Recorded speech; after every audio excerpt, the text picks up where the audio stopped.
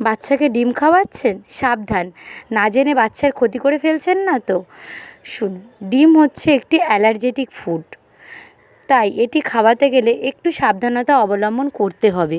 অনেক মায়ের প্রশ্ন থাকে, বাচ্চাকে কখন থেকে ডিম খাওয়ানো শুরু করব। বাচ্চাতে 6 থেকে 9 মাস বয়সে ডিম খাওয়াতে শুরু করতে পারেন। ডিম হচ্ছে একটি রেফারেন্স প্রোটিন। ডিমের মধ্যে যে প্রোটিন থাকে তা 100% বডি অ্যাবজর্ব করতে পারে, এর কোনো ওয়েস্ট থাকে না। এবার বলি, একটি গোটা ডিমে 6 থেকে 7 গ্রাম প্রোটিন থাকে। ডিমের সাদা অংশে থাকে 3 গ্রাম প্রোটিন, আর ডিমের হলুদ অংশে থাকে 4 গ্রাম প্রোটিন।